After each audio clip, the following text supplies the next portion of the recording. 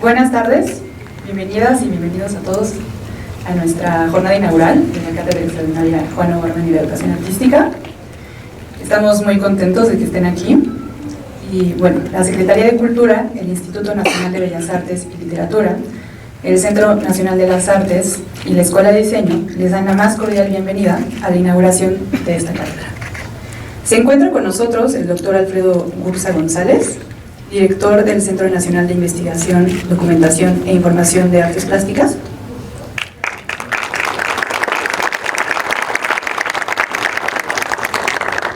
La maestra Erika Marlene Cortés López, directora de la Escuela de Diseño. El doctor Sergio Ricaño Gutiérrez, director de la Escuela de Pintura, Escultura y Grabado La Esmeralda. El maestro Marco Antonio López, director de la Escuela de Artesanías. Y el doctor Mauricio de Jesús Juárez Servín, director de la Facultad de Artes y Diseño de la Universidad Nacional Autónoma de México.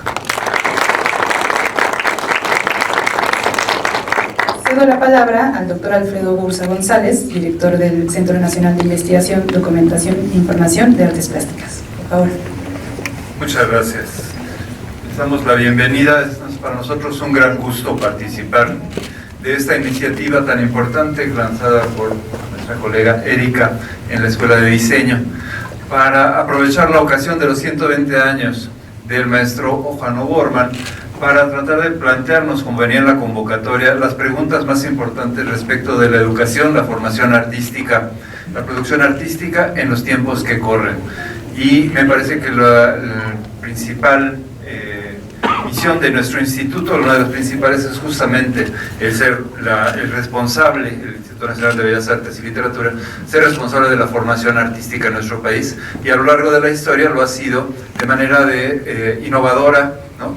Siempre ha sido con prácticas de vanguardia en la formación artística, en la investigación y en la divulgación de las artes. Y entonces este evento que nos reúne, y también con nuestro colega de la FA, es la ocasión justamente para demostrar cómo también seguimos buscando caminos innovadores para responder a esta pregunta tan importante para nuestro tiempo, y justo con la iniciativa de Erika de reunir a los centros de investigación, a las escuelas, ¿no? Y no solamente del instituto, para hacer frente a estos problemas que vemos ahora, este mundo en que estamos viviendo, que no es el mundo de estos artistas y fundadores de instituciones como el maestro O'Gorman y muchos más, de otras generaciones. Es otra la responsabilidad que nos corresponde ahora a nosotros enfrentar, y creo que este es el camino para hacerlo. Y la ocasión de celebrar 120 años del nacimiento del maestro, me parece que también señala una cosa importante para cuando a lo largo de toda esta cátedra que se inaugura hoy se va a ir discutiendo, es la idea de que es importantísimo periodizar y es importantísimo historiar. Entonces, buscar en la historia no nada más la cuestión de un conocimiento de algo que ya pasó, sino más bien ver el pasado desde nuestra actualidad, nuestro presente, justo para poder proyectar el futuro, para poder enfrentar las cosas adelante. Entonces, nos da en verdad muchísimo gusto que nos acompañen, nos da mucho gusto que estemos aquí todos presentes, y les damos la mayor bienvenida, y por supuesto que deseamos el mayor de los éxitos a esta importantísima iniciativa. Muchas gracias, Erika. Gracias. Agradecemos sus palabras, Alfredo Gursa. Ahora cedo la palabra al doctor Mauricio de Jesús, director de la Facultad de Artes y Diseño de la UNAM. Muy buenas tardes, muchísimas gracias. Saludo con muchísimo afecto a mis compañeros que me acompañan en esta mesa el día de hoy, al maestro Sergio Ricaño, a la maestra Erika Marlene, al maestro Alfredo Gursa y al maestro Marco Antonio López. Muchísimas gracias por invitarnos a la Facultad de Artes y Diseño.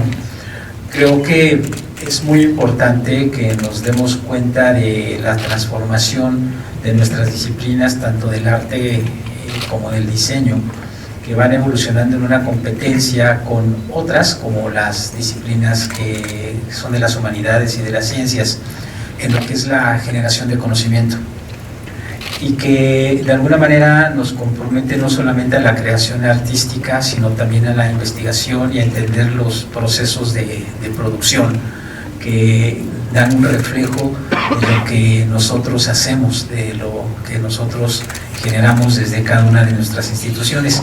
Y una cátedra de tan grande importancia, que representa a un artista de los más importantes que tenemos y que hemos tenido históricamente en el país, creo que conjuga perfectamente bien esta intención. Yo agradezco en nombre de la Facultad de Artes y Diseño de la Universidad Nacional Autónoma de México que nos hayan invitado, donde también seremos sede de algunos eventos en nuestra histórica, muy histórica Academia de San Carlos, y que recibiremos con los brazos abiertos, y que esperamos que esto sea el inicio de una serie de mayores colaboraciones, que podamos hacer otros proyectos en este marco, que es el gran paso, y que también nos permita convivir y conjugar esfuerzos para el bienestar de nuestras comunidades y, por supuesto, de nuestro país. Muchísimas gracias, enhorabuena por verlas hablar del espíritu. Gracias. Muchas gracias, doctor Mauricio. Le cedemos la palabra ahora al doctor Sergio Ricaño, director de la Escuela de Pintura, Escultura y Grabado de La Esmeralda, por favor. Hola, muy buenas tardes. Muchas gracias, Erika, por la invitación, ¿no? Y pues siempre que tenemos reuniones nosotros en la dirección general, siempre estamos tratando, lucubrando, ¿no?, formas de poder hacer complicidades y de poder tratar de entender desde nuestras escuelas cómo podemos impactar más dentro de la educación artística. Creo que es un compromiso que tenemos todos los que estamos en esta mesa, y creo que es un pretexto buenísimo el que planteó esta Erika con la cátedra Juan O'Gorman. O sea, creo que el poder entender a un artista y poder desmenuzar la importancia que tiene, pues nos ayuda también y nos educa en muchos sentidos. Y creo que también pues replantea, digo, hay cosas que tenemos todos los tiempos, todo el tiempo, y que a veces no nos detenemos a ver, como digo, el mismo edificio que está en CEU, en la biblioteca, que estaba leyendo que es el más fotografiado que hay en la Ciudad de México, ¿no?, en la República Mexicana, o sea, el nivel de la Torre Eiffel o cosas así, ¿no? Entonces, todo lo que contiene ese edificio pues es importantísimo culturalmente, y creo que todo lo que puede enseñarnos O'Gorman dentro de su práctica artística para la educación, creo que es invaluable, y por eso celebro mucho que estemos reunidos hoy inaugurando esta cátedra. Muchas gracias. Muchas gracias, Sergio. Ahora cedo la palabra a la maestra Erika Marlene Cortés, directora de la Escuela de Diseño del INVAL, por favor.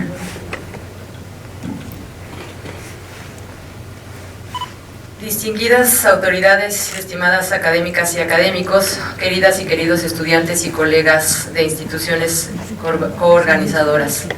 Es un honor hoy inaugurar la Cátedra Extraordinaria Juan O'Gorman y la Educación Artística, que, como lo están mencionando mis compañeros, lo hemos venido trabajando desde hace varios meses, y bueno, hacemos justo esta convocatoria en el marco de la conmemoración del 120 aniversario del nacimiento del arquitecto Juan O'Gorman. Figura importante de nuestra historia cultural, cuya vida y obra nos invitan a repensar las relaciones entre arte, arquitectura, diseño, educación y transformación social. No solo se trata de rendir homenaje a su legado, sino también de activarlo críticamente, poniéndolo en diálogo con los desafíos del presente. Nos encontramos aquí como herederos de una rica tradición que se remonta al movimiento de integración plástica, impulsado por figuras como Raúl Cacho, Guillermo Rosell, Lorenzo Carrasco, José Chávez Morado, entre muchos otros personajes. Este movimiento fue clave dentro de la búsqueda de la modernidad que caracterizó la producción artística y proyectual en México durante la primera mitad del siglo XX. Sentó las bases de lo que hoy somos. El establecimiento del Taller de Integración Plástica de la Ciudadela de 1949, bajo la dirección de Chávez Morado, marcó el inicio de una evolución educativa que nos condujo hasta las instituciones que hoy representamos, las escuelas que estamos en el plantel Xocongo, la Escuela de Diseño y la Escuela de Artesanías del INVAL. En el contexto actual, la educación artística se presenta ante nosotros como un sistema complejo, flexible, abierto y constante en sus modificaciones. El modelo educativo del INVAL, que presenta en 2018 su última actualización, nos invita a pensar la formación artística como un proceso integral que debe adaptarse a las necesidades cambiantes de nuestros estudiantes y al contexto sociocultural en permanente evolución. Esta cátedra extraordinaria no solo es un homenaje al pasado, sino un compromiso con el futuro. Durante el año, que comprende de julio de 2025 a julio de 2026, nos proponemos generar conocimiento, establecer diálogos y construir redes que trasciendan este periodo específico. También va más allá de una sola institución o enfoque, representa el reconocimiento de que la educación artística en México forma parte de un vasto panorama de iniciativas y enfoques que requieren ser explorados, dialogados y reimaginados. Uno de los aspectos más relevantes de esta cátedra es su enfoque interdisciplinario. La participación conjunta de la EDIMBA, la Escuela de Artesanías, el CENIDIAP, la Esmeralda, la Facultad de Arquitectura de la UNAM y la Facultad de Artes y Diseño también de la UNAM, no es casual, sino responde a una comprensión profunda de que los desafíos contemporáneos del arte, la arquitectura y el diseño no pueden abordarse desde perspectivas aisladas. La interdisciplina nos permite trascender las fronteras tradicionales entre disciplinas para generar conocimiento más rico y pertinente. En el espíritu de lo que podemos observar en la obra de O'Gorman, esta cátedra propone un diálogo fecundo entre diversas formas de conocimiento y práctica artística. Las preguntas que guían esta iniciativa son profundamente relevantes para nuestro momento histórico. Preguntas como ¿cómo la educación artística transforma la sociedad? ¿Cuál es el papel de las artes en el cambio y la transformación social? ¿Y qué entendemos por educación e investigación artísticas en el siglo XXI?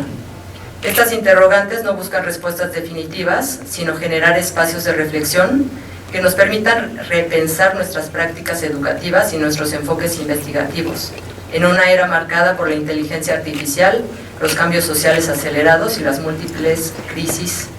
La educación artística deberá reinventarse sin perder su esencia transformadora. Hemos imaginado el espacio que abre la cátedra como un lugar de encuentro, reflexión y provocación intelectual. El programa de actividades incluye una serie de conferencias magistrales, también del Seminario de Investigación y Educación Artística en Diálogo, que tiene varios ejes temáticos propuestos. Todas estas actividades nos invitan a explorar metodologías interdisciplinarias que enriquezcan nuestra comprensión de los procesos creativos y formativos, así como las visitas guiadas a sitios relevantes que comprenden la obra de Juan O'Gorman. Al inaugurar oficialmente esta cátedra de Juan O'Gorman y la educación artística, extiendo una invitación a todas y todos los presentes, así como a la comunidad educativa y artística más amplia, a participar activamente en este proceso de reflexión. Que las preguntas nos movilicen, que los diálogos nos enriquezcan y que las diferencias nos nutran, y que el compromiso compartido en la educación y la investigación artística nos una en la tarea de formar creadores, pensadores y transformadores sociales que nuestro país y nuestro mundo necesitan. El legado de Juan O'Gorman no solo es una obra extraordinaria, sino una forma de entender el arte como un compromiso social. Honremos su memoria haciendo de esta cátedra un espacio de pensamiento crítico, creatividad desbordante y transformación genuina. Muchas gracias.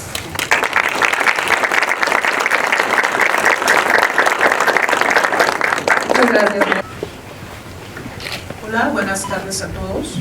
Mi nombre es Adriana Sandoval y después de esta presentación que acabamos de tener en la cátedra, no queda más que subrayar que estamos en la Fundación Espacio Nancarrow O'Gorman profundamente honrados de que nos permitan, uno, que nos inviten, dos, que nos permitan abrir esta cátedra extraordinaria y agradecer, además de agradecer la invitación, pues agradecerles a todos ustedes la presencia. Particularmente a mí me gusta mucho iniciar agradeciendo a mi equipo de trabajo, que gracias a ellos en conjunto podemos tener una actividad como la que vamos a presenciar ahorita. Y bueno, Fundación Espacio Nancarrow O'Gorman ha sido fundada desde 2018 y venimos trabajando a partir de 2021, es decir, tenemos 4 años y medio laborando.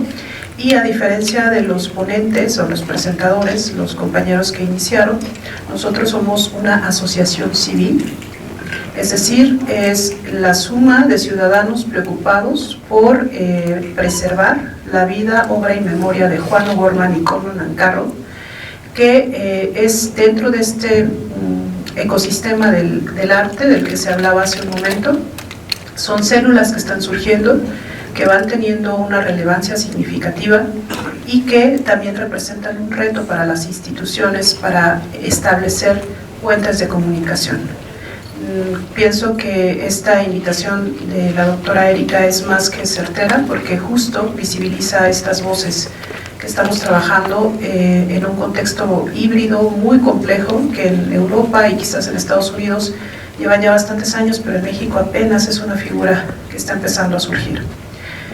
Además de agradecer la presencia de ustedes y la invitación, me gustaría agradecer profunda y particularmente a Vicente Rojo Cama, que está con nosotros el día de hoy, y que para mí fue algo extraordinario que nos acompañara hoy, porque este espacio tiene una intervención de su padre, un exilado de guerra, y hablamos también de un exilio de Conlon Nancarrow, uno de los mejores amigos de Juan O'Gorman, y hablar de Juan O'Gorman sin duda alguna el día de hoy tiene mucho que ver con una postura humanista, y el humanismo radicalizado se entiende también como una postura anticapitalista y una postura sobre todo en contra del totalitarismo y el fascismo. Para mí es muy emocionante poder hablar de Juan O'Gorman hoy como un testimonio que justo cerró filas en contra del totalitarismo. Entonces, Vicente, te agradezco mucho que estés aquí, te lo había dicho, pero te lo agradezco infinitamente, te quiero mucho. Vamos a iniciar entonces, compañeros, si me lo permiten, con la presentación. Voy a tratar de ser muy breve. He dividido la presentación en dos cuerpos. Por una parte, Juan O'Gorman como sujeto de investigación histórico, y por otra parte, Juan O'Gorman como un proceso que nos ha inspirado y nos ha permitido generar actividades que han incidido en el contexto actual de lo que llamamos arte y cultura en México.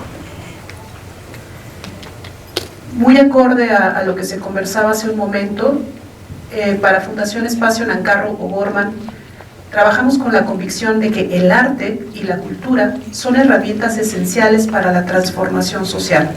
A través de exposiciones, talleres, conversatorios y colaboraciones interdisciplinarias, promovemos el acceso al conocimiento, la reflexión colectiva y el resguardo de la memoria histórica.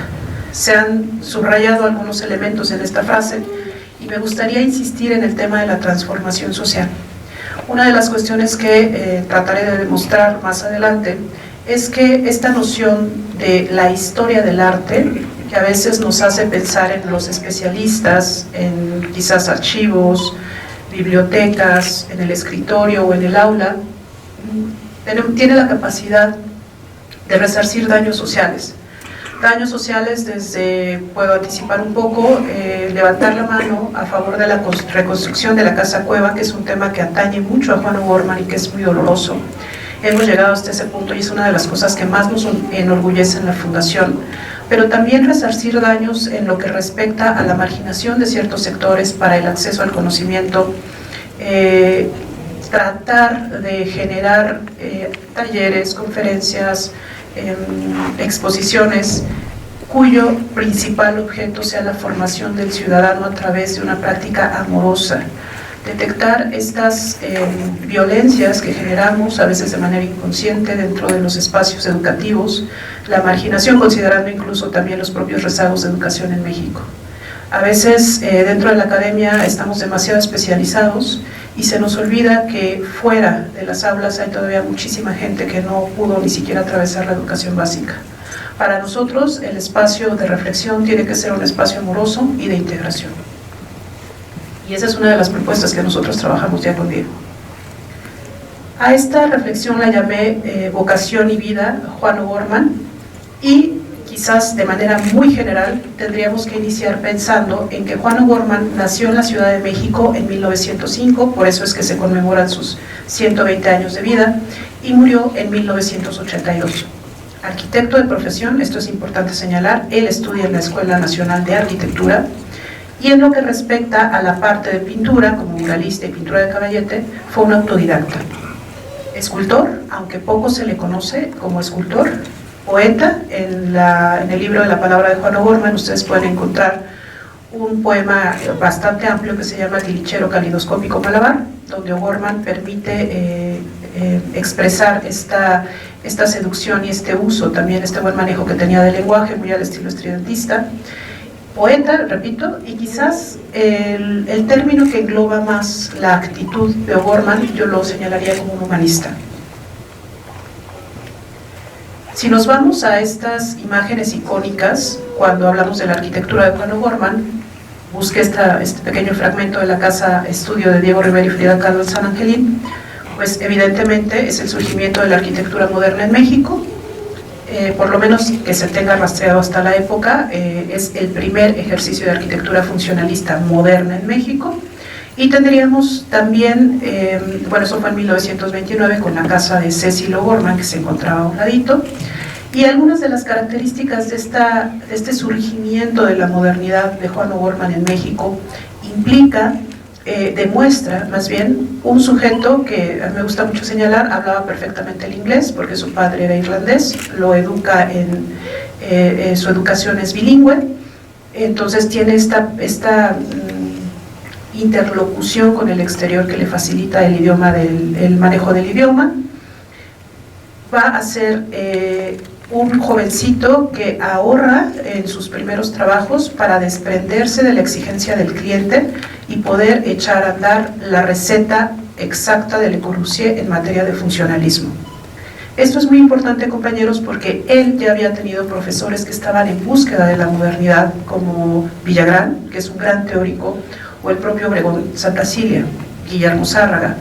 ¿Cuál era la diferencia que hay entre el jovencito O'Gorman y sus profesores? Que se desprende de las necesidades del cliente. En México, aunque se puede celebrar mucho la modernidad o se le puede cuestionar mucho, la realidad es que la sociedad quizás todavía no se encontraba del todo lista para una práctica de arquitectura moderna, como bien lo demuestran las memorias de algunos coetáneos de Juan O'Gorman o el propio Juan O'Gorman, cuando comentaba que una vez que fueron resueltas esas casas en Alta Vista, la gente se burlaba de ellas, decía que eran una especie de arañas, casas con patas de araña. Es decir, había una resistencia muy fuerte de los citadinos, o más bien de los habitantes de San Ángel, de poder ver que el cuerpo de la ciudad tenía ese tipo de arquitectura, y bueno, al tiempo se fue haciendo más común. Pero me gustaría, hice solamente esta selección, me voy a ir la verdad que muy rápido, por el tema del color. O'Gorman ejecuta la receta de Le Corbusier, es cierto, pero incorpora elementos que tienen que ver también con lo local. El color va a ser un elemento fundamental. No encontraríamos esos colores en ninguna parte de la práctica moderna global. Va a incorporar otros elementos también, como las cartáceas, que era una práctica de cercar las propiedades que se extiende desde el Valle de México hasta Centroamérica. Incorporará la utilización del barro y algunos elementos que, si ustedes gustan, más adelante podemos conversar abierta y profundamente al respecto.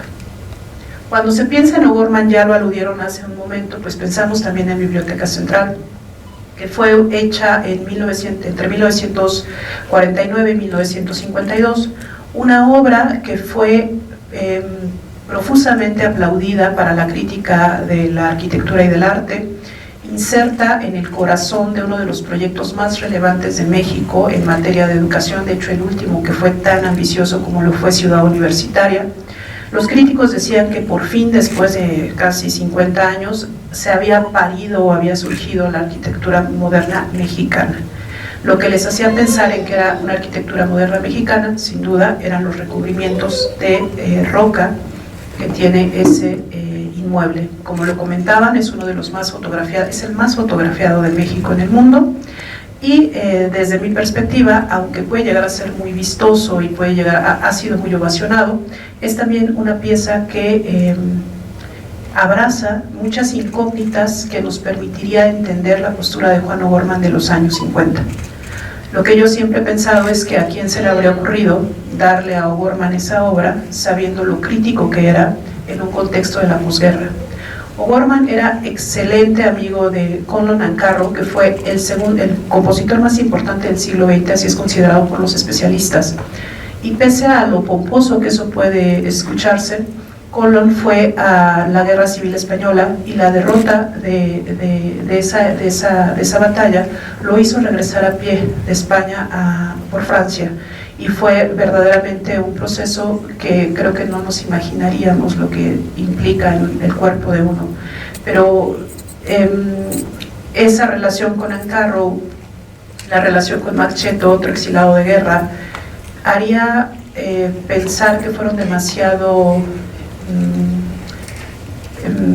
¿cómo decirlo?, fueron demasiado bien intencionados o demasiado inocentes al pensar que Juan O'Gorman haría en la Biblioteca Central una oda a la modernidad que se había desarrollado en México a consecuencia de la economía de guerra. Eso lo podemos ver más adelante, por qué Biblioteca Central tiene esta protesta en contra de la guerra y que la crítica quedó ciega ante ello. Y por supuesto que se lo aplaudieron. Tendríamos también a O'Gorman con otra pieza patrimonial que se encuentra en el Museo de Arte Moderno, que es el autorretrato múltiple. Para muchos especialistas en plástica, como Justino Fernández, lo situaba como una de las piezas más relevantes de la primera mitad del siglo XX en materia de autorrepresentación o autorretrato. Tendríamos el autorretrato múltiple en conjunto con las dos Fridas y retrato con esfera de Montenegro, como para Justino Fernández, los autorretratos más contundentes o que más aportaban a la plástica mexicana. Pensar en Juan O'Gorman también es pensar en una pieza extraordinaria que sería el Anahuacalli de 1944. Aquí es importante señalar, siempre hay algunos errores al momento de comentarlo. No es una pieza de Juan O'Gorman, es el sueño de Diego Rivera, donde se mezclaba la plástica, la identidad, el conocimiento del arte prehispánico, y O'Gorman va a auxiliar a Diego Rivera para que esa pieza que ustedes están viendo en pantalla tuviera resueltas las necesidades de drenaje, luz y otros servicios. O'Gorman, lo menciona en su autobiografía, es realmente más un asesor de carácter ingenieril que trató de que Diego Rivera lograra este sueño, que para los especialistas en Rivera señalan que la Anahuacalli fue su obra más añorada, la más ambiciosa, un sueño que compartió con Frida Kahlo. Hablar de Juan O'Gorman también implica la relación con Frida Kahlo, a quien conoció en la preparatoria, y esta relación, lo que valdría la pena igual señalar sería el reconocimiento que Juan O'Gorman tuvo por la obra de Frida Kahlo antes de que fuera la Frida Kahlo que hoy conocemos. Él siempre le tuvo un reconocimiento por su inteligencia y también por su persistencia en la pintura. Esta fotografía me fascina, fue justamente tomada en el anexo, no sé si recuerdan, está la Casa Azul, y se hace un pequeño anexo de roca para justo ella pueda realizar sus necesidades en materia de producción de pintura, cosa que no tenía la casa de Alta Vista, porque ahí todavía no era, digamos, considerada como una actividad constante en el caso de Frida. Hablar de Juan O'Gorman sin duda es hablar de Diego Rivera, esta relación que benefició a ambas partes, aunque desde mi punto de vista O'Gorman siempre fue demasiado condescendiente con Diego Rivera. Y por ejemplo, para alguien como su hermano Edmundo O'Gorman, decía que Diego Rivera había sido el padre político de Juan O'Gorman. Es importante mencionar que O'Gorman es uno de los mejores ejecutores del temple en nuestro país, de verdad, esto sin exagerar, lo podemos llevar a una práctica de análisis. Es uno de los mejores ejecutantes del temple, pero esa técnica la conoce con su padre, Cecil Crawford O'Gorman, un extraordinario pintor. Cuando Edmundo O'Gorman señala que Diego Rivera se convierte en el padre político de Juan O'Gorman, implica este carácter de comunicación política tan concreta en la que pensaba Diego Rivera cuando se hablaba de pintura mural. O'Gorman y Rivera se conocen en la Escuela Nacional Preparatoria, cuando justo él está ejecutando la creación en el anfiteatro.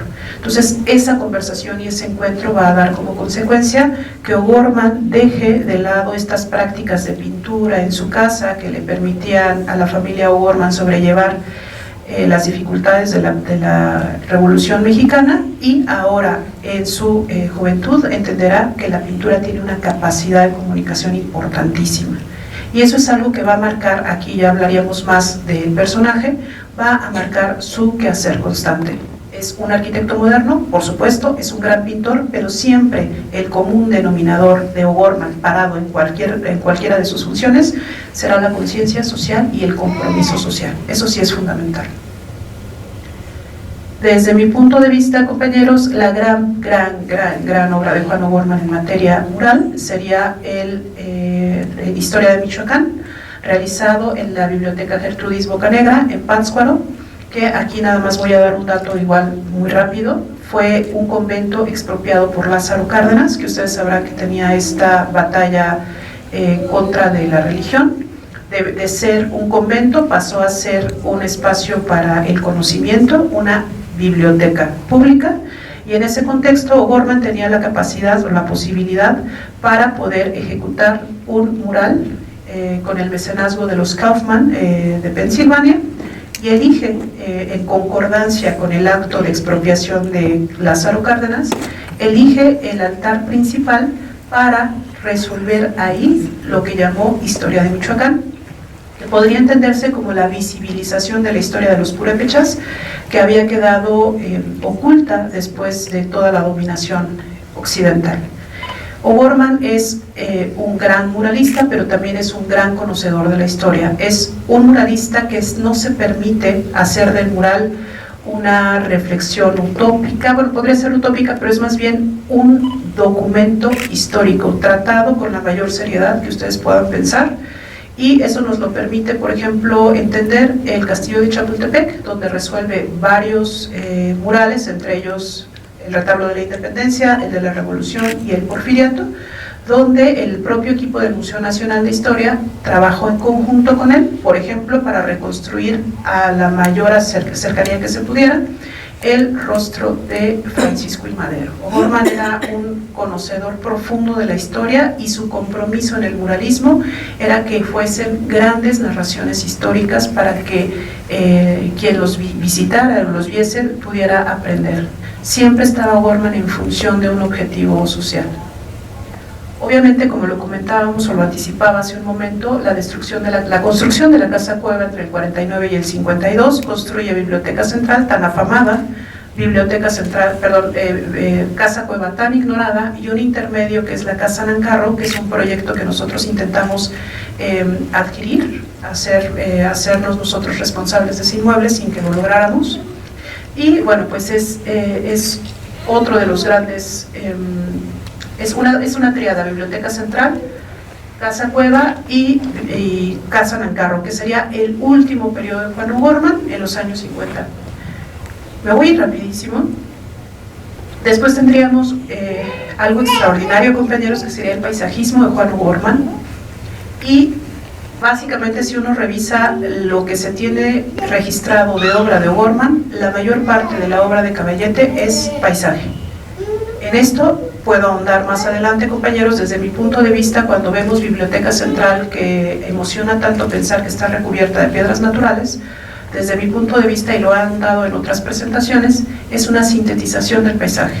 O'Gorman no pudo haber generado una paleta mineral del tamaño que lo hizo si no hubiera tenido este ojo tan educado con el paisaje. Es un extraordinario paisajista, admirador de Velasco, y bueno, pues aquí podríamos tener una de esas imágenes. Esta forma parte de la colección del MUNAD. Es un paisaje de recuerdo de los remedios. Y bueno, otra vertiente de su pintura, todo esto en temple, que tendría que ver con una visión más imaginativa o fantástica. Estuvo casado con Helen Fowler O'Gorman, una conocedora de la flora y la fauna en México, con quien hizo una alianza interesantísima para la Casa Cueva. Y bueno, yo no sé si hasta aquí quieren que paremos y empecemos una conversación más intensa, o le seguimos. ¿Seguimos? Ok, ¿se está moviendo esto? ¿O cuál es la...? ¿Qué quieres decir, compañero? ¿Que se está moviendo o tienes una pregunta? No, está bien. Pregunta. Ah, ok. ¿Seguimos? Pregunta. Seguimos. Ok. Ahorita me la esperas tantito. Bien, Ahora, ya que hemos hablado de un periodo que va de 1929, un poquito acerca de su vida, a 1982 que muere, o algunas de sus principales obras, una de las cuestiones que a mí me gusta mucho abordar de O'Gorman tendría que ver con la parte simbólica, con el hecho de que a partir de 1994, la visita de Toyo Ito a México hizo que O'Gorman fuese un sujeto mucho más visible, por lo menos a nivel de la arquitectura. En ese contexto, por supuesto, también está el rescate que hace el IMBAL sobre la Casa Estudio Diego Rivera y Frida Kahlo, que es lo que permite que Toyo Ito lo conozca, y se convierte en una suerte de embajador de la obra de O'Gorman, principalmente en Europa y actualmente en Japón y en Asia. O'Gorman es un referente para entender cómo se construyen espacios mínimos, funcionales y dignos, en un problema de hacinamiento como el que estamos atravesando. Esa parte simbólica, esa parte incluso utópica o de mitificar a O'Gorman es de muy recientes fechas. Nosotros lo hemos podido ver sobre todo en las aulas, donde los jóvenes están buscando rescatar o visibilizar o hacer propio a su O'Gorman, que es un punto que me parece muy interesante, y que justo también la creación de una cátedra como la que estamos inaugurando hoy, pues justamente tiene este sentido, ¿no?, de revisitar desde otra perspectiva. Estas imágenes las traje solamente porque es una de mis favoritas. El contexto de Biblioteca Central en el 68, una imagen de Juan O'Gorman con los directivos del proyecto Ciudad Universitaria, más del 68. Esta imagen que, pese a la posición de cada quien, a mí me parece profundamente contundente. Otra pieza significativa, la Ciudad de México de Juan O'Gorman, y quizás aquí sin romantizar, compañeros, porque hay manera de demostrar que es así. Brenda. Creo que sería es mi hijo, perdón. Tendríamos una pieza que se llama la Ciudad de México, es un paisaje hecho desde el Monumento a la Revolución, y tendríamos, más allá de lo que algunos investigadores llamaban una oda a la modernidad para 1949, es desde mi punto de vista un homenaje a los albañiles, a quienes O'Gorman siempre les tuvo un cariño evidente, pero además también con quienes se aliaron, porque cuando hablamos del surgimiento de la modernidad parece que Juan O'Gorman con una varita mágica hizo surgir la casa de Cecil y después la de Diego y Frida, pero tendríamos que reparar en un dato muy importante, compañeros, y era cómo el arquitecto que tenía la receta de Le Corbusier se comunicaba con los maestros albañiles para que hicieran exactamente lo que él necesitaba cuando ellos estaban adaptados a otro tipo de lenguajes arquitectónicos. Este es un punto importantísimo. Creo que por eso O'Gorman entiende que gracias a esas manos él logra ejecutar una hazaña de esa naturaleza. En la actualidad, bueno, serían otros los criterios, pero en ese momento sí era, decía Bolívar Echeverría, el mito del entendimiento, ¿no? Uno que estaba tratando de ejecutar lo que el otro decía e ir un poco en una senda oscura donde no se tenían claros los resultados. Mismo caso va a ocurrir con la Casa Cueva, que incluso Nicolás Cabral hace una ficción que se llama Catálogo de Formas, donde él trata desde la literatura de imaginar cuáles eran los diálogos entre el maestro Juan O'Gorman y los albañiles, que unos pensaban es que ya se volvió loco, porque esto que está haciendo parece ser que no nos lleva a ningún punto si lo comparáramos con su obra anterior. Y acá tenemos una imagen donde también nos recuerda que estos grandes proyectos de los que somos tan asiduos o que nos gusta tanto platicar, o analizar, fueron hechos por manos anónimas, en este caso una fotografía en el Día de la Cruz de una partecita chiquita de los cientos de obreros que trabajaron para que Ciudad Universitaria y Biblioteca Central, ese edificio tan fotografiado a nivel internacional, fuera una realidad. Aquí el maestro Renato Paperetti nos dio en la fundación un taller sobre petromural. Realizamos murales de 1 metro por 1 metro cuadrado y fue una cosa totalmente distinta. Tratar de pensar cuánto pesaban, cómo se amalgamaban, cómo se fijaron. Y estamos hablando de 4.000 metros cuadrados. De nueva cuenta, quien está dirigiendo a cientos de obreros para que estén poniendo un montón de piedritas de color. Ellos no veían, por supuesto, si estaban en el muro norte, en el muro sur, solo veían indicaciones de una plantilla donde poner colores y además otra cosa, compañeros, no es que tuviéramos un tejido homogéneo, se le tenía que dar un tratamiento. Había una piedra tratada, ya con un tamaño manejable, y era una especie de rompecabezas. Ese metro cuadrado tenía que amalgamar las rocas para que no se desprendieran. Entonces son esos detalles que nos hace pensar en la gran capacidad de Juan O'Gorman. Hasta ahorita me gustaría pensar que no he llegado al que es maravilloso y extraordinario, pero sí describir sus múltiples capacidades y alcances técnicos y conceptuales. Básicamente, compañeros, esa sería una parte de la presentación. No sé cómo vaya con tiempo, podríamos saltar a la parte de la vocación, cómo es que se salta de un sujeto histórico a la actividad social con objeto de resarcimiento de daños. Creo que el caso más claro es la Casa Cueva, cómo después de ser una temática muy criticada, donde se señala a un actor de esa... Déjenme ver si lo traigo por acá.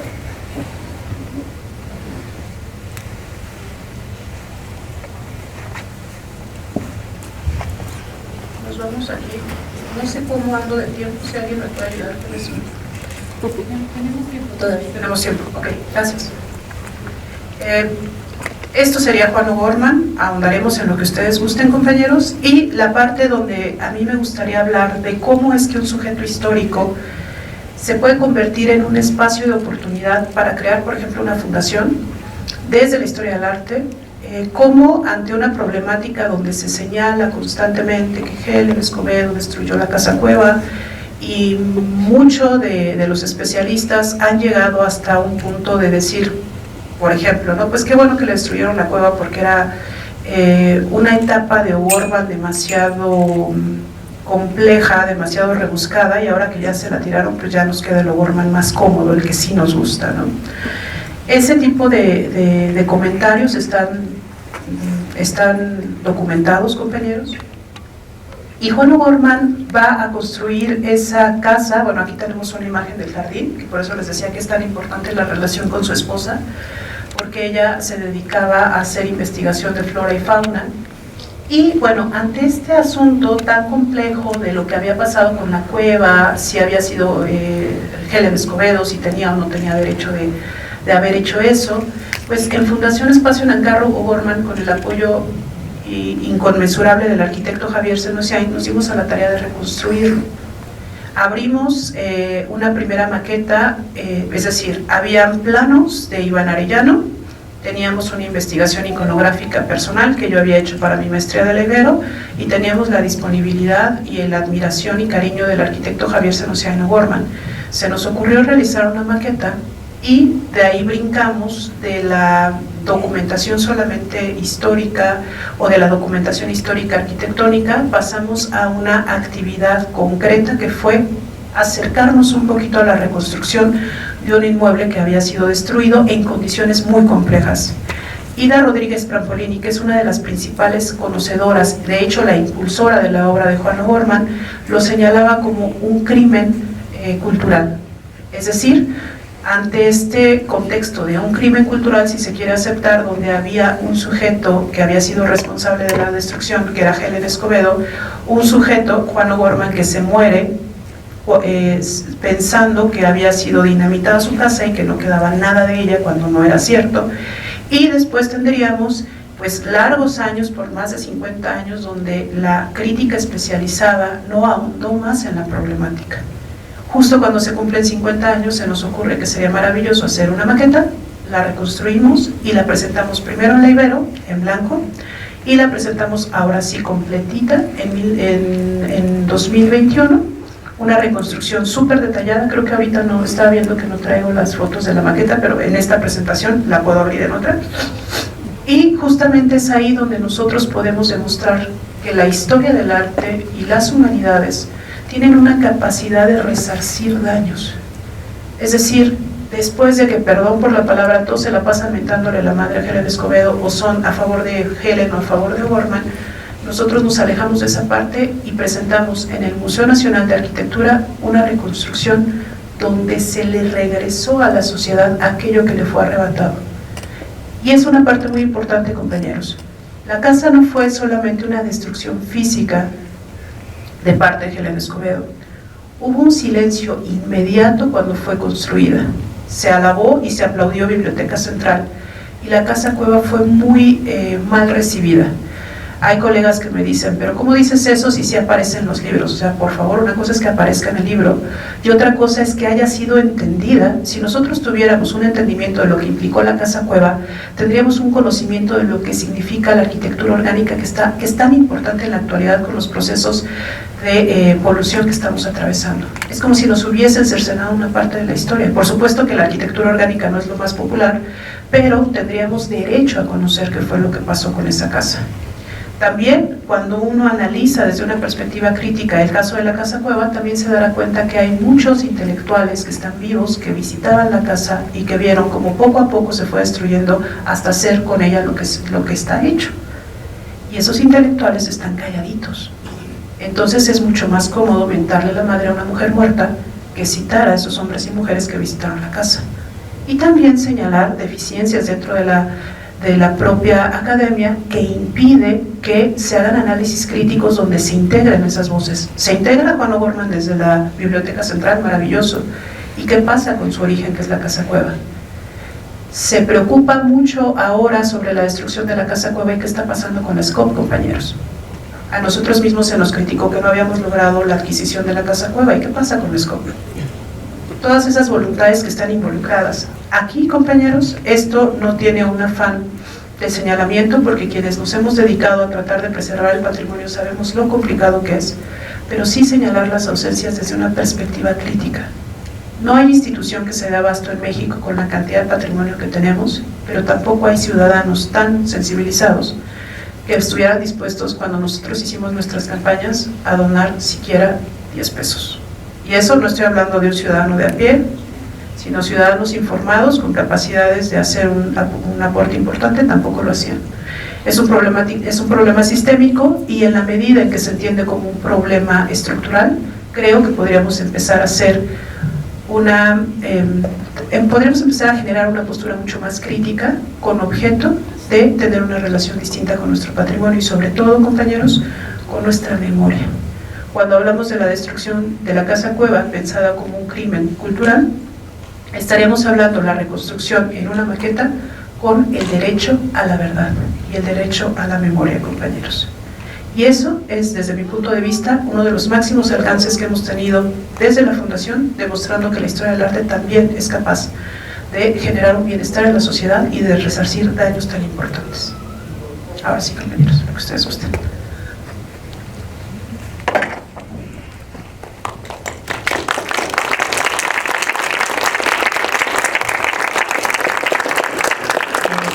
Maestra Adriana, muchísimas gracias por esta fascinante y cautivadora exposición. Por lo menos en lo personal me tuvo bastante fascinada.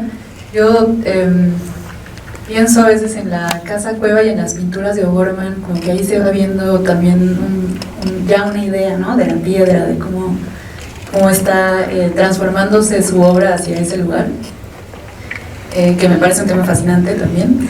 Pero bueno, me gustaría abrir el micrófono para el auditorio, comentarios, preguntas, abrir aquí la conversación, por favor.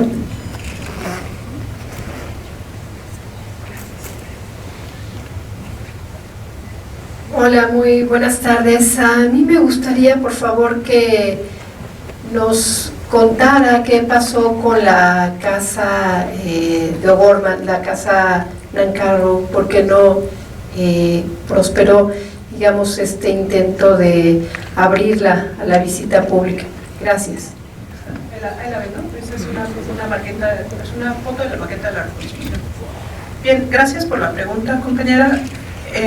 Justo cuando hablamos de la casa Nancarrow, es un tema muy doloroso porque no lo logramos. Y no lo logramos porque teníamos que reunir una cantidad de dinero en un tiempo específico. Cuando nosotros generamos o creamos la Fundación Espacio Nancarrow O'Gorman, desde una actitud muy inocente, Yo pensaba que bastaba decirle a alguna institución que la casa existía y por añadidura iban a decir, ay Adriana, muchas gracias, yo tenía 30 años, muchas gracias por avisarnos, claro que la vamos a comprar. De verdad yo pensaba eso, dije, ay, voy y aviso a tal o cual institución y por supuesto que van a echar a andar sus recursos y voluntades para que eso pueda pasar, y fue muy doloroso ver que no pasó. Sin ahondar me decían, ni regalada te la aceptamos, ¿no? Así. Entonces pues dije, bueno, pues a lo mejor podemos localizar a alguien que esté interesado en comprarla. Hubo una negociación fallida, había un comprador. Después pensamos que, como en otros países, si nosotros hacíamos una fundación, entonces íbamos a tener una donataria autorizada y entonces nos iban a donar y iba a ser deducible de impuestos, y entonces las grandes compañías internacionales nos iban a ayudar a hacerlo. Para estos años este modelo ya había sido bastante desgastado y las grandes transnacionales y las grandes empresas en México ya tienen sus propias asociaciones o sus propios compromisos. El último recurso, compañeros, fue el ciudadano de a pie. O sea, bueno, si somos 20 millones, entonces, y estamos buscando tantos millones, a lo mejor si ponemos de a 10 pesos, hacemos una colecta, tampoco. Esa sería la forma en la que yo podría contar muy brevemente qué fue lo que pasó. Fue muy doloroso, pero también fue muy alentador para entender que, repito, tenemos que tener una postura mucho más completa para saber cuánto cuesta nuestro patrimonio, o sea, realmente cuánto cuesta que los murales que nosotros visitamos y que son fantásticos o nos producen un bienestar estético, cuánto cuesta, ¿no? Cuánto se destina, cuál es el presupuesto. O sea, hay muchos, estamos muy acostumbrados al resultado, pero desconocemos la estructura que permite que ese resultado siga existiendo. Entonces, esa fue la drástica y triste historia. Estamos todavía con posibilidades ahí de hacer una reunión para saber si podemos volver a tener un momento para la adquisición de la casa. Y bueno, otra cosa que es muy importante, compañeros, y ahí es donde creo que todos podemos ser empáticos, es una casa patrimonial, sí, pero también es un patrimonio familiar. Y no sé si a ustedes les gustaría que se metan con su bolsa y con su patrimonio, su pretexto o su discurso histórico, ¿no? O sea, son muchos, es como una gran madeja que vale la pena identificar cuáles son los actores para saber cómo podemos establecer estrategias y diferenciar los modelos latinoamericanos de los modelos europeos y modelos estadounidenses en materia de donación y de participación ciudadana. Entonces, básicamente eso sería, compañera. No sé quién me preguntó. Allá, muchísimas gracias, que no veía. Muchas gracias. Sí, no sé si con eso, o sea, de verdad ahorita creo que vale mucho la pena. De verdad, compañeros, ahorita cualquier duda que tengan, de verdad vale la pena ahorita, porque justo con la apertura que tuvimos de cátedra, ahorita vale la pena. Cualquier duda que tengan en la que yo crea puedo apoyarles, por favor. Hola, Adriana. Felicidades como siempre. Gracias, Marta. Una gladiadora, sin duda. Una gladiadora inocente, pero qué bueno que lo hiciste porque eso da pie. Yo conocí a Conlon y a O'Gorman y a todo porque soy un poco mayor, y lo que a mí me preocupa ahorita es, ¿existe algún registro a nivel internacional que pueda decir la casa de Conlon o O'Gorman no se destruye? Porque en ese momento ya podemos pasar al siguiente paso, si no vamos a seguir soñando sueños guajiros. Eso sería algo importante, y debe de haber asociaciones internacionales en donde hay que bombardearlos y decir, ¿saben qué? Tal es esto, tal es... Más porque es pequeñita y todavía existe. Yo creo que sí es difícil, como tú dices, la persona que la habita, pues es un dinero para toda su vida, es una señora mayor. ¿Cómo se llama? No me acuerdo. Yo considero. Sí. Y bueno, cuando tienes cierta edad, una asociación y una fundación te impide tener un dinero que quizá te... Entonces, ahí así es un dilema, pero bueno, ese lo he hecho al aire. Y la otra, rápido, a mí se me antoja mucho Gaudí, como que yo creo, no sé, porque no he leído toda su historia, aunque lo conocí, que sí fue algún momento a Barcelona o aquí o allá, y pues se antoja poder hacer algo tan maravilloso y que, bueno, él lo catapultó a otro nivel. Bueno, eso es todo. Gracias.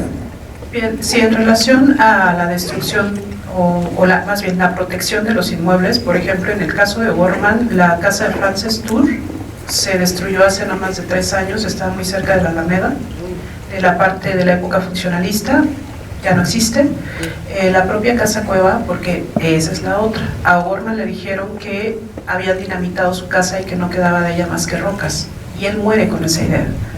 Cuando uno visita el predio se da cuenta que todavía la cueva existe, y de ahí la posibilidad de la reconstrucción. El terreno en la actualidad están solicitando por él 110 millones de pesos, y un proceso de reconstrucción de una casa de ese tamaño, justo la acabamos de ver, pues sería yo creo que lo doble o lo triple. Aquí hablamos de una vertiente, por ejemplo, de la arquitectura, que llaman arquitectura forense, la arqueología, o sea, sería una suma de muchas disciplinas para poder lograr ese proyecto. En México se puede destruir todo, incluso lo que queda de la casa cueva está en peligro hoy, compañeros. O sea, yo los invito a que si están interesados en el tema Gorman y pasan seguido por San Jerónimo, al lado del City Market, ahí está la casa cueva, y de verdad no se sorprendan si un día de estos ven una constructora demoliendo lo que queda de la cueva. O sea, la cueva existe, se puede reconstruir, es una realidad, pero no ha habido hasta el momento voluntades para que eso ocurra, y es una realidad que ahorita puede pasar. Entonces yo sí les incitaría o los invitaría para que estuviéramos atentos. Y si eso llega a pasar, o sea, sería, de nuevo, es más fácil decir, ay, pobre Gorman, le tiraron su casa, y maldecir a Helen Escobedo, que decir, ¿y ahorita qué vamos a hacer?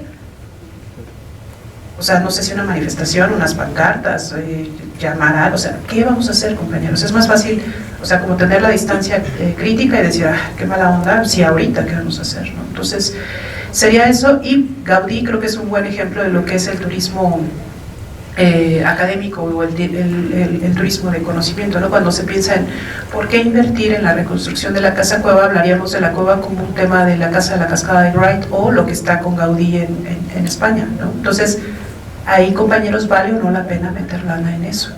Y más allá, yo siempre lo he dicho, imaginémonos que la casa cueva no fue destruida por Helen Escobedo, sino que hubo un desastre natural que la llevó abajo. Imagínense, ¿no? Un temblor o algo así espantoso. ¿Qué es lo que nos queda como ciudadanos? Hablar de la cueva, hablar de Juan O'Gorman, entender que esa historia existió. Yo lo digo de manera muy coloquial, tener el concepto de la casa cueva en nuestra cabeza. Hace un momento decían la Torre Eiffel, algunos no la hemos visitado, algunos sí lo hemos visitado, pero está en nuestra cabeza y sabemos que existe. Mismo caso tendría que haber con la casa cueva. O Gaudí está en nuestra cabeza, y no un deber ser ciudadano, pero sí sería la única forma en la que yo, Adriana Sandoval, o ustedes quizás, pudiéramos resarcir el olvido y el daño que fue hecho a esa parte de nuestra historia. ¿Listo? Allá el compañero desde hace rato. Buenas tardes. Antes que nada quiero agradecer esta charla, es muy interesante, de verdad, muy ilustrativa, es una joya. Yo tengo una duda respecto al centro Scope, y es precisamente cómo se gestó la destrucción del centro Scope. Todos lo sabemos que el edificio fue dañado por los temblores, etc. Sin embargo, ¿cuál es el futuro de la obra del centro Scope? Gracias. Sí, yo ahí sería la persona menos indicada para hablarlo. La verdad es que ahí sí sería una cuestión gubernamental, y sería también una cuestión de los especialistas que se han involucrado. Yo ahí sí nada más creo que lo que sí es muy importante es como para tener el termómetro de qué tanta capacidad de acción tenemos como sociedad. Yo decía, hablar de la casa cueva es como decir, mis papás se van a divorciar. Y sí me da pánico, pero sentémonos y platiquémoslo, ¿no? O sea, verbalizar. A veces, de verdad, en nuestra sociedad no tenemos ni siquiera esa posibilidad. Mismo caso con el centro Scope, ¿no? ¿Qué está pasando? Y que abiertamente se hable del tema, lo veo muy complicado. Lo último que se publicó es que va a ser una utopía de vía Clara Brugada y que va a estar el Parque del Muralismo, pero llevamos el sexenio pasado y lo que viene de esto con largas, ¿no? Entonces sí, y volvemos a lo mismo, o sea, ¿qué podemos hacer? Y bueno, ahí ya no hablemos de que se iba a tirar, ya se tiró. Sí, compañero. Bueno, yo tengo duda, que a lo mejor no tiene nada que ver, y sí, 2 o 3 comentarios bien específicos sobre el patrimonio, el rescate y el papel que puede tener o no la sociedad civil, el Estado o los gobiernos, ¿no? Pienso en el caso Scope, que justamente la justificación es que sufrió daños estructurales en X terremoto y después en X terremoto, y es la excusa, me parece a mí. Hay un patrimonicidio, si es que se pudiera acuñar un neologismo, pensando en qué es lo que pasó cuando la Escuela México en Chillán, y cuando, la Escuela México en Chillán, donde pintó Siqueiros, y en la Pinacoteca José Clemente Orozco de la Universidad de Concepción, sufrieron daños casi irreversibles, que en términos mexicanos hubieran dicho, no, sí, ya que se derrumbe porque alguien se puede morir, que puede ser cierto o puede ser una excusa. Pero en Chile resulta ser que en 2 ocasiones esfuerzos bilaterales entre México y Chile hicieron que se pudieran rescatar estas obras. ¿Qué es lo que pasó en Centroscope? No hubo voluntad de la sociedad civil, me parece que sí, pero lo que ganó fue el autoritarismo del Estado, ¿no? O sea, llámese el partido que se llame, ¿no? Si no hay que mencionar colores ni nombres. El otro tema me parece también, ¿por qué el Centroscope de San Antonio sigue en pie, ¿no? Con las obras de Mérida o del mismo Gorman. Y la comparabilidad me parece que está también en lo que hizo como propiedad privada la familia del señor Botana en Ejercicio Plástico de 1933 de Siqueiros, cuando dice, a ver, esto es mi propiedad porque yo lo pagué, es un sótano, y lo que yo hago yo como heredero, como nieto de Botana, es partirlo en pedazos y lo meto en un container, en un corralón, hasta que Cristina Kirchner dice, eso es propiedad, patrimonio nacional, y por la fuerza del Estado, con el ejército, la sacan. ¿Tenemos que llegar a ese extremo aquí en México?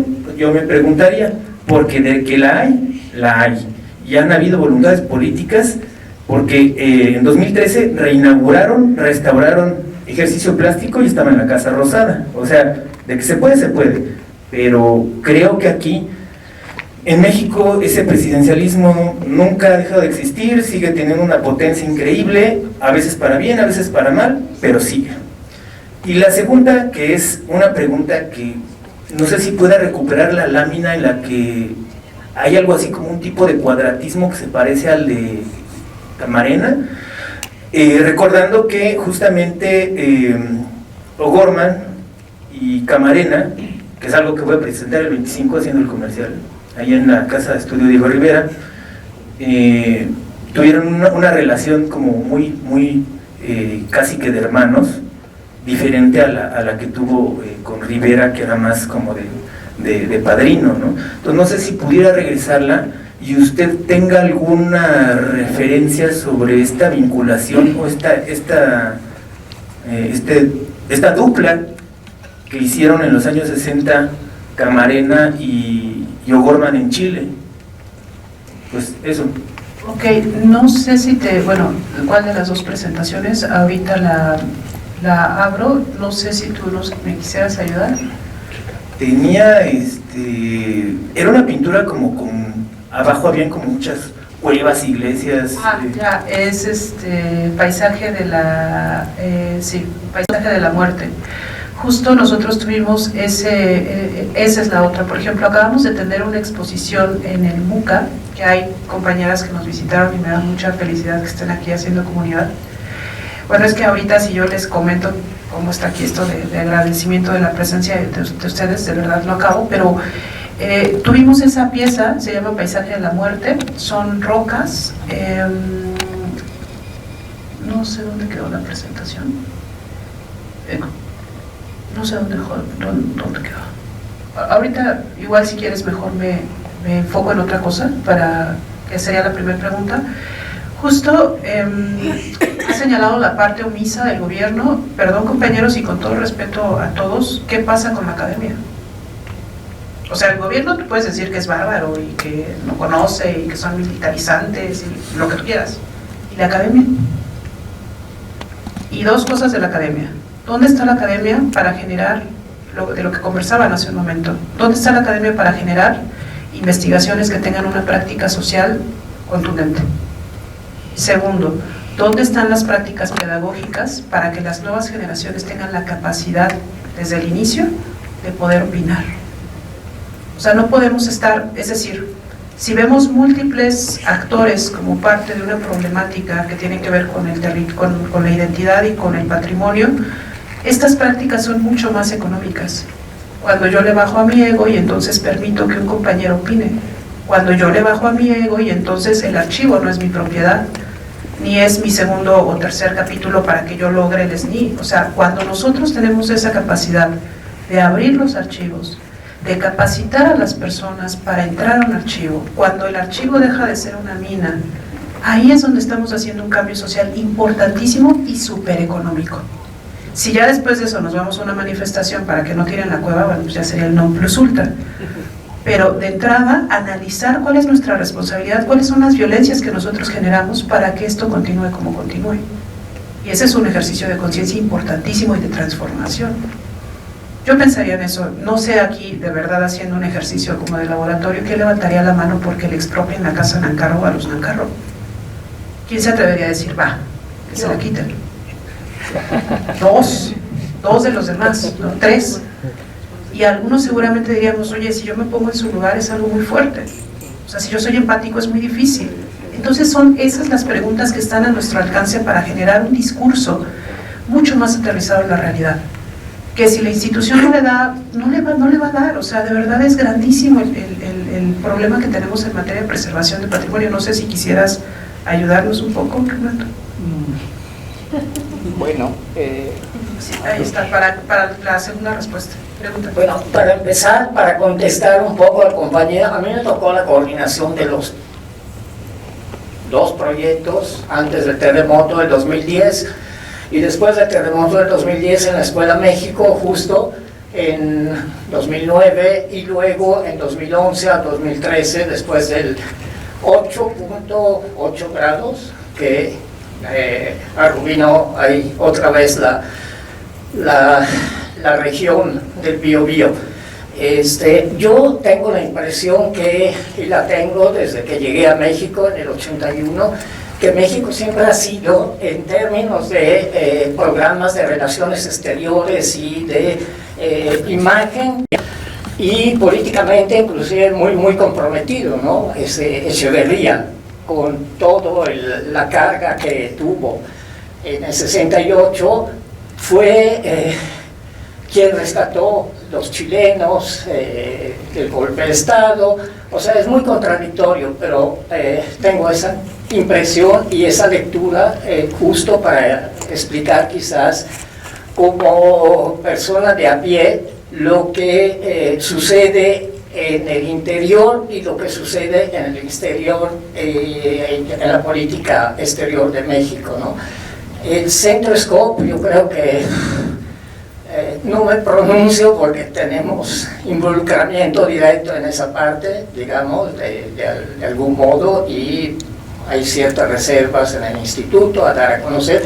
Sí fue un poco hermético todo eso, ¿no? Yo creo que la participación de la sociedad civil en términos de defensa del patrimonio es muy reciente, lo decía Adriana justo, y empieza quizás con el Casino de la Selva. Yo tengo esa idea, ¿no?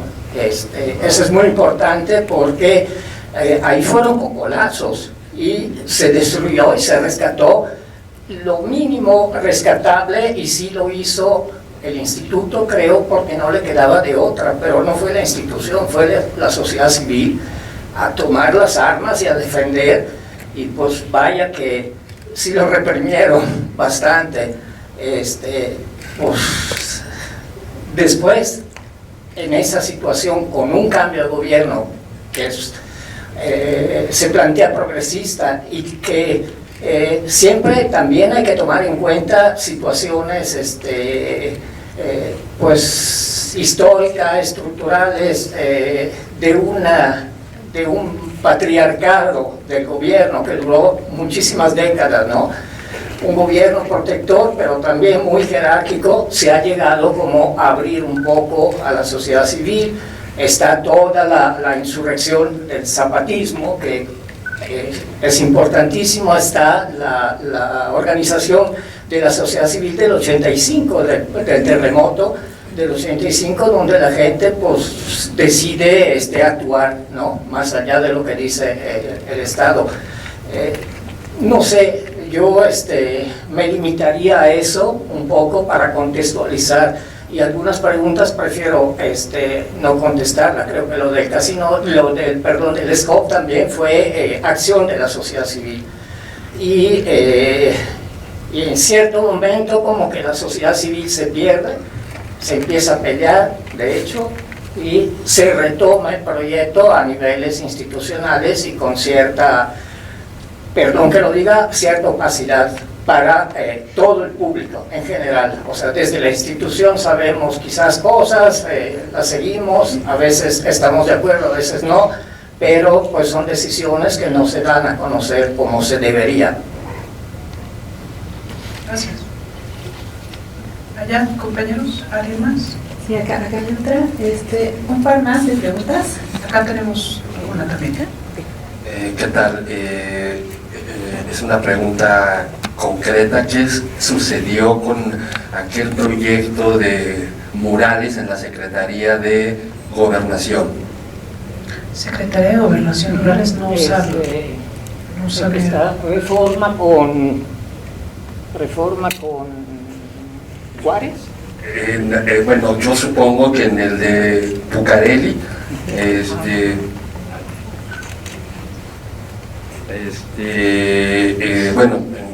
bueno, es una pregunta. Si no tienes registro, bueno, yo te contacté de alguna manera para comentarte de algunos bocetos, dibujos, y hay uno en existencia que dice no aprobado, y son escenas históricas como de cosas mayas, como costumbristas, recreaciones de la vida pues precolombina, ¿no? Entonces, ¿Juan? Sí, firmados por Juan O'Gorman. Ahí sí, compañero, desconozco. Ya, vale, bueno, pues entonces sí, desconozco, igual podríamos ¿no? como conversar, sí, desconozco, ahí te mentiría, no tengo idea. Pues sí, habría ahí un espacio para una investigación, ¿no? Sí, exacto. ¿Quién más? Acá, un compañero. Hola, ¿qué tal? Buenas tardes. Buenas tardes. Me parece que también es muy importante tomar en cuenta el tema de los patrimonios, ¿no? La declaratoria como tal, ¿no? Yo siento que la obra del Centro SCOP pues fue la segunda obra más importante que se dio después de la Biblioteca Central, ¿no? de la UNAM, y me parece muy contradictorio que se haya destruido como tal, siendo que fue pues una obra muy similar, ¿no? No nada más por Juan O'Gorman, participaron muchos artistas, ¿no? Y me parece increíble que eso se haya ido pues ya a la historia, ¿no? Y bueno, lo de la Casa Cueva pues es similar, ¿no? También lo que pasa es que no se menciona eso, es muy importante los patrimonios, las declaratorias, vaya. El patrimonio artístico fue declarado en el 2023, si no mal recuerdo, el Centro SCOP, y aún así pues sí, se destruyó, ¿no? Entonces creo que es muy importante hablar de los patrimonios, las declaratorias de patrimonio artístico, porque por eso pasan las destrucciones, ¿no? Como tal. Muchas gracias. Sí, gracias, compañero. ¿Una final? Sí. Acá, ok.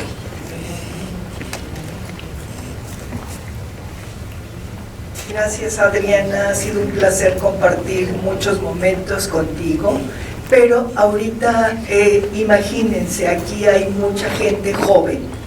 ¿Qué pasaría si en CEU quisieran hacer algo así? Nada más pregúntenselo, y creo que a los jóvenes, a ustedes, les toca hacer una difusión de todo este patrimonio nuestro.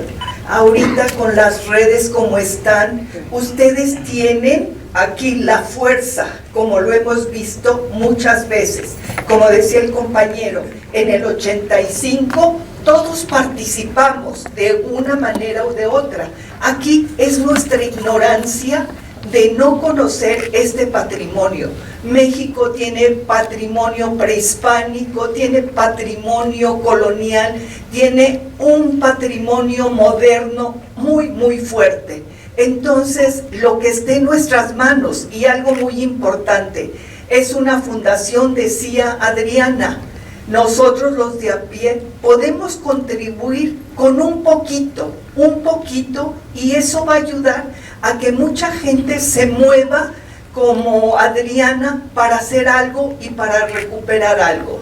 Entonces, que nos dé los datos de la fundación para donde podamos aportar algo, 1 peso, 5 pesos, 10 pesos, que muchas veces lo tiramos en un cafecito que nos vale 100 pesos. Y al mes podemos aportar una cantidad para esta fundación y hacer que otros nos ayuden a conservarla. Gracias. Muchas gracias, señora.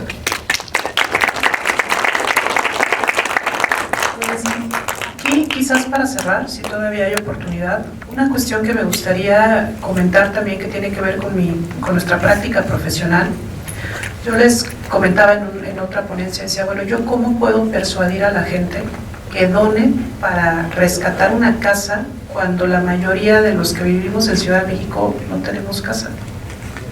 ¿No? O sea, ¿yo cómo te convenzo de que paguemos una casa de 50 millones porque vivió Conlon, porque vivió Juan? Pues dices, no me alcanza para la renta, ¿no? En este punto, compañeros, una práctica que es importantísima desde mi punto de vista es cambiar el sentido del patrimonio. Siempre pensamos en el patrimonio como una propiedad, como un bien que le pertenece a alguien o como algo que está fuera de nuestra realidad. Y si a eso le sumamos un natural resentimiento que tiene que ver con la división y el contraste de las clases sociales, por supuesto, es una realidad, es otro de los temas que confieren a nuestra problemática que estamos abordando. Pensar que debe haber una apropiación, no es mío físicamente, no tengo un acceso de propiedad, pero me significa, me integra. Pensemos en Conlon Nancarrow como un sujeto que fue a batallar en la Guerra Civil Española y elige a México como un país para residir, y desde México crea su obra, que es la más relevante del siglo XX para los especialistas. ¿Qué nos significa eso, compañeros? ¿O qué nos significa un trabajo como el de Juan O'Gorman, que se le aventó 1 año, por acá tenemos la foto, imagínense 1 año, por eso yo digo que es más escultor, el recubrimiento de Biblioteca Central, no sé cuántas toneladas pese. Estar generando un montón de coordinación entre cientos de trabajadores. Esta parte, y no es romántica de verdad, compañeros, en el retablo de la Revolución, cuando ustedes vayan al castillo de Chapultepec, se van a dar cuenta que hay 2 elementos centrales, que es un niño y una niña. La niña trae una rosa azul y el niño trae una flor de lavanda. Dentro del significado del propio mural parece ser que son las batallas imposibles y la esperanza, el significado de ambas flores. Haciendo una revisión de la autobiografía ampliada de Antonio Luna Arroyo, encontré que esos 2 niños eran hijos de su maestro albañil.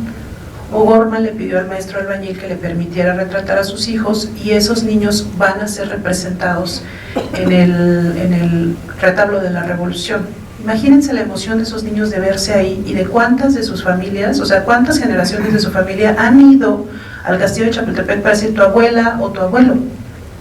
En el caso de la afamadísima y queridísima Biblioteca Central, bueno, me voy a quedar con esta porque me gusta. ¿Cuántas manos participaron para la colocación de las rocas, compañeros? Estábamos haciendo un cálculo y es probable, compañeros, que muchas de las manos que trabajaron para la realización del recubrimiento de 4,000 metros cuadrados hayan venido de Taxco, Guerrero, donde hay también un mural, y hay un conocimiento muy importante de cómo se maneja la roca, las canteras. O'Gorman no era genio, era más bien un articulador de acción. Entonces eso, compañeros, cuando apenas fuimos en diciembre del año pasado a platicar con los taxqueños, y decían, pues claro, o sea, Biblioteca Central, Ciudad de México, pero es la historia de nuestros albañiles y de nuestros, ahorita no recuerdo el término de los que trabajan, de los canteros y de los picapedreros. Entonces, una de las cuestiones que creo que tenemos que bajar un poco son esas violencias de propiedad, lo que me pertenece, lo que yo sí entiendo, lo que tú no entiendes, y por otra parte también darle estos significados afectivos, porque si no tenemos amor por estos objetos históricos, estéticos, fácilmente nos los van a quitar. Y no solamente a nivel físico, sino nos los van a borrar de la memoria. Y eso, compañeros, sí es nuestra responsabilidad impedirlo. Sería todo, compañeros. Muchas gracias.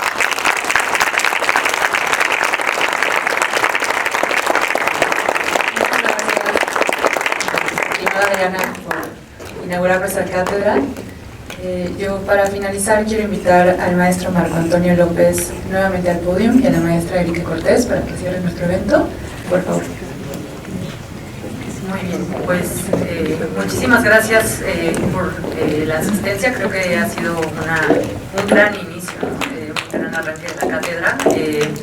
Quisiera invitar al maestro Marco Antonio López a que nos dé unas palabras de cierre, ya que es la escuela hermana que durante muchos años convivimos en la EDA y bueno, ahora estamos en el plantel Xocongo y bueno, pues por favor, maestro. Gracias. Después de escuchar todas las palabras, me parece que nosotros somos también hijos de Juan Borman. Bueno, primero que nada felicitar a la maestra Erika y a su equipo de trabajo y a todas las personas involucradas en esta iniciativa por el esfuerzo invertido. Enhorabuena y gracias por la invitación.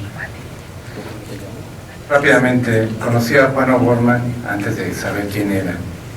En los 80 estudié la primaria en una escuela pública de Azcapotzalco y no fue sino hasta el 2017 que, leyendo una tesis doctoral del arquitecto Alejandro Bosquet Navarro, me enteré que mi escuela había sido construida como parte del sistema de escuelas primarias diseñadas por Juan O'Gorman en los años 30, cuando se hizo cargo del Departamento de Edificios de la SEP. Conocí y entendí el contexto, las motivaciones estéticas y funcionales que alimentaron la visión de un O'Gorman comprometido con sus ideales, comprometido con México, y eso me llenó de orgullo. Pero el punto medular de esta anécdota es este: no sabía, no conocía. En la taxonomía de Bloom, conocer es el primer escalón del aprendizaje. Necesitamos conocer para entender, entender para aplicar y aplicar para finalmente estar en posición de proponer y crear. En el caso de la educación artística en México, me refiero a la educación profesional, nuestros y nuestras estudiantes en su mayoría llegan en el primer escalón, desde conocer muy poco hasta conocer mucho, sobre todo actualmente cuando tenemos a la mano una inmensa cantidad de información, pero sin entender realmente gran parte de lo que conocen. Y no es que deban entenderlo todo, pero en lo que se refiere a educación artística, falta de manera formal el primer eslabón, desde la infancia, la sensibilización. Y es que sensibilizarnos a las manifestaciones artísticas implica de manera progresiva y amplia conocer, entender y un primer acercamiento a la aplicación de estas manifestaciones artísticas. Y a las escuelas profesionales nos corresponde profesionalizar esa aplicación y proveer los elementos de análisis y evaluación para el último escalón, que son las propuestas de individuos sensibles, autónomos y críticos. La importancia de la educación artística es precisamente que a través de la sensibilización y la profesionalización de estas manifestaciones se crea otra posibilidad para explicarnos esta realidad de una manera diferente, más humana, más solidaria, en donde se crea comunidad, se construye o se repara el tejido social, se dan las condiciones para entender al otro, a la otra, a partir de las diferencias y las similitudes, es decir, mejores ciudadanos y una mejor sociedad. Finalmente, conocer y entender a Juan O'Gorman y a muchos de sus contemporáneos nos explica lo que hacemos nosotros hoy en día y nos permite apreciar aún más su trabajo y el poder de una visión de toda una generación que a más de 100 años nos mantiene comprometidos trabajando para hacer realidad lo que seguramente alguna vez fue solo un sueño. Gracias.